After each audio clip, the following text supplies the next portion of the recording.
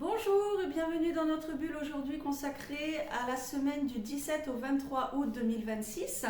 Donc en numérologie, cette semaine correspond à la semaine 34, soit une vibration 7. Le 34 associe le 3 qui représente l'expression, la créativité et la communication, et le 4 qui apporte structure, organisation et méthode. Réduit au 7, il nous invite à prendre du recul, à observer, analyser, chercher à comprendre avant d'agir. Mais attention, le 7 peut aussi nous pousser à trop réfléchir, à douter ou à nous isoler. Cette semaine, prenez le temps d'analyser, mais ne cherchez pas la certitude parfaite avant de passer à l'action. La semaine universelle est un 35-8. Le 35 associe l'expression 3 au mouvement du 5 et conduit au 8, nombre de concrétisation, de responsabilité et de pouvoir personnel. Nous avons donc une dynamique très intéressante. Le 7 cherche à comprendre, tandis que le 8 demande de concrétiser. Le point de vigilance du 8 sera de ne pas vouloir tout contrôler, ni mesurer notre réussite uniquement à nos résultats. Et cette combinaison nous prépare particulièrement bien au samedi 22 août, puisque nous serons alors sur une journée 22, maître nombre de construction et de réalisation. Le 22 nous demande de transformer une vision en quelque chose de concret et durable. Mais avec le 22, attention de ne pas vouloir tout porter seul ou à vous imposer une pression excessive. En astrologie, 4 moments importants vont rythmer cette semaine. Le lundi 17 août, Mars est en carré avec Neptune. L'énergie peut manquer de clarté et les efforts semblaient se disperser. Les cancers, béliers, balance et capricorne pourront être particulièrement concernés. Inutile de forcer, lorsque la direction n'est pas claire, mieux vaut parfois ralentir et attendre que le brouillard se dissipe. Vendredi 21 août, Vénus s'oppose à Saturne. Les relations et les engagements sont confrontés à la réalité. Les balances, béliers, cancer et capricorne peuvent ressentir davantage de tension entre désir, affection et responsabilité. C'est le moment de distinguer ce qui est réellement solide de ce qui repose uniquement sur des attentes.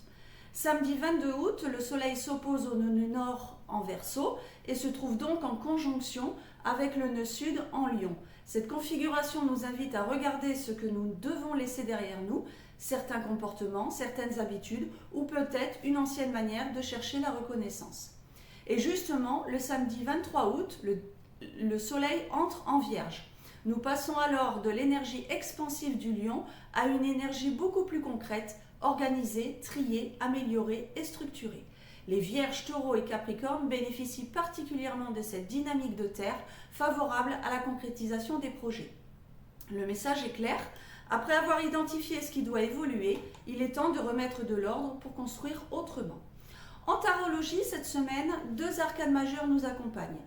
Le chariot correspond à la vibration 7. Il représente la direction, la volonté et la capacité à avancer malgré les obstacles. Mais son point de vigilance est de ne pas confondre détermination et précipitation. Le chariot nous demande d'abord de savoir où nous allons avant d'accélérer. La semaine universelle 35-8 nous conduit à l'arcane la justice. La justice parle d'équilibre, de responsabilité, de décision et de conséquences. Elle nous demande de regarder les situations avec lucidité et de faire des choix cohérents avec nos valeurs. Le parallèle entre les 2 cartes est particulièrement intéressant. Le chariot nous demande de choisir une direction et la justice nous demande de vérifier que cette direction est juste. Et cela rejoint parfaitement l'astrologie de la semaine. Les tensions entre Mars et Neptune nous demandent de retrouver de la clarté. Vénus face à Saturne nous confronte à la réalité. Puis le passage du Soleil en Vierge nous invite à mettre de l'ordre et à construire sur des bases plus solides. Votre mission de la semaine. Cette semaine, prenez le temps de faire du tri dans vos placards ou dans vos priorités. Choisissez un projet ou un domaine de votre vie auquel vous consacrez beaucoup d'énergie et demandez-vous: est-ce que ce que je construis aujourd'hui pourra réellement durer dans le temps? Le 8 nous rappelle qu'être efficace ne signifie pas tout faire, mais investir son énergie au bon endroit pour construire quelque chose de solide et durable. Si cette vidéo vous a plu, pensez à vous abonner, liker, commenter, partager et activer les notifications pour être prévenu dès qu'une nouvelle vidéo sort. Et n'oubliez pas, comprendre les énergies est une première étape, les vivre, c'est ce qui transforme réellement notre quotidien. À bientôt!